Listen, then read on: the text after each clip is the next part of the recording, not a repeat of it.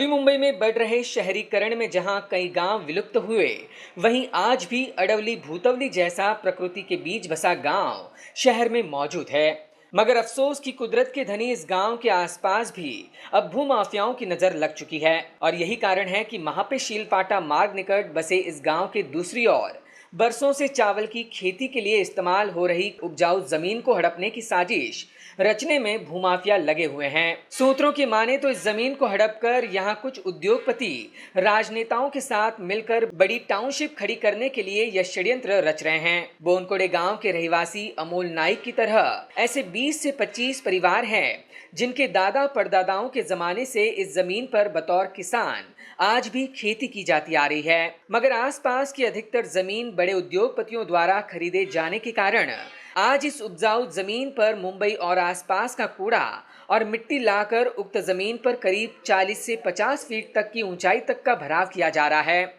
दुर्भाग्य की बात तो यह है कि पहले से ही इस जमीन पर मौजूद सागवान, आम, जामुन और बरगद के हजारों पेड़ों को भी इस भराव में गाड़कर पर्यावरण को हानि पहुंचाने में भी यह भूमाफिया कोई कोकसर नहीं छोड़ रहे हैं। अचरज की बात तो यह है कि इस जमीन पर अपना मालिकाना हक रखने वाले अमोल नाइक जैसे अन्य भूमिपुत्रों ने इन उद्योगपतियों को अपनी जमीन देने से इनकार किया तो आज यही भूमाफिया उनकी जमीन के चारों तरफ मिट्टी के भराव डालने में लगे हैं ताकि भूमिपुत्र मजबूरन अपनी जमीन इन उद्योगपतियों के हवाले कर सके। अडवली भूतवलीमध्ये आमची 3 एकर जमीन आहे, शेत जमीन आहे, सुपीक शेत जमीन आहे। इतक्या वर्ष आम्ही शेत जमीन लावून भाताचं पीक घेतोय। 2014 पासून तहसीलदार, कलेक्टर, महानगरपालिका, सीपी ऑफिस यांच्याकडे वारंवार लेखी तक्रार करून देखील एकही कारवाई झालेली नाही आहे। आता तुम्ही बघू शकता 50 ते 60 फुटाचा डोंगर झालेला आहे। चारी बाजूने आमची जमीन अडवलेली आहे। पाऊस पडल्यानंतर हे पावसाचं पाणी जमिनीत जाऊन तलाव होणार आहे। तलाव झाल्यानंतर आम्ही जमीन शोधायची कुठे? पालिकेचा आणि या भूमाफियांचा आमच्या जमिनी बळकावण्याचा हा प्रयत्न आहे। याच्यासाठी आम्ही कोर्टात दावा दाखल केलेला आहे। लवकरच आम्हाला याविरुद्ध स्टे मिळेल। मयुरेश सिम्फोनी असू दे किंवा इतर कुठलेही कॉन्ट्रॅक्टर असू दे, यांनी बऱ्याच गोष्टी केलेल्या आहेत। लोकांचे फेरफारमध्ये नावं उडवली आहेत। आमचा सातबारा पक्का आहे, पण आमच्या आजूबाजूच्या लोकांचा सातबारा उडवलेला आहे। 2003 पर्यंत त्यांची सातबाऱ्यावर नावं होती, आत्ता तीच नावं उडवलेली आहेत। जमीन बळकावण्यासाठी बरेच त्यांचे प्रयत्न चालू आहेत। तुम्ही ही सगळी शूटिंग करा आणि बघा, आमच्या पाण्यासाठी जायला निचरा नाही आहे। पाण्याचा जो रस्ता होता, नाला होता, जो नैसर्गिक नाला, तो बंद झालेला आहे।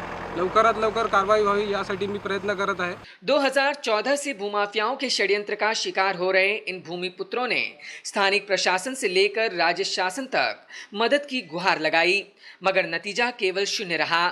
ऐसे में अब उन्हें साथ मिली है वह विरोधी पक्ष नेता विजय चौगुले की, और इसीलिए मामले का पता चलते ही विजय चौगुले ने मनपा और एमआईडीसी के अधिकारी और पीड़ित स्थानीय किसानों के साथ परिस्थिति का मुआयना किया। इतना ही नहीं तो इन भूमिपुत्र किसानों को न्याय दिलाने का वादा भी उनसे किया।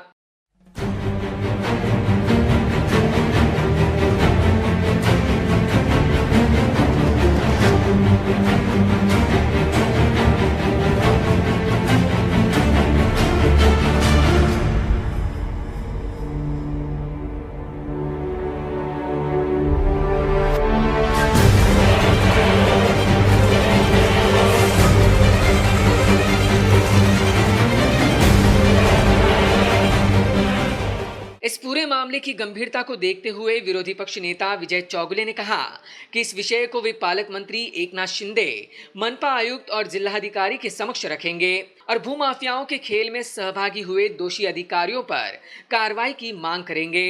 आजची परिस्थिती, अगोदरची परिस्थिती पाहिली गेली असताना की जवळपास 50 ते 60 फुटाचा हा डोंगरच फिलिंगचा रचला गेला आणि या ठिकाणी जर नगरपालिकेने कोणाच्या तरी फोनवरनं, कोणाच्या तरी आदेशावरनं हे संपूर्णपणे चाललेलं आहे आणि हे ज्या गोष्टी चाललेल्या, जे कोणी पैसे खात असेल, आम्ही ज्यावेळेस फिलिंगला घनकचरा डिपार्टमेंटचे लोक ज्यावेळेस त्याला परवानगी देतात, ते परवानगी देत असताना त्याला काही गोष्टीचे नियोजन असतात। या ठिकाणी पाहायला गेलं अडवली भूतवलीच्या या खालच्या भागामध्ये आता इथं माझ्यासोबत ते बोनकड्याचे गाववाले, आता ह्यांची जी शेतीवरची जी घरं होती ती घरं पण तोडली गेले।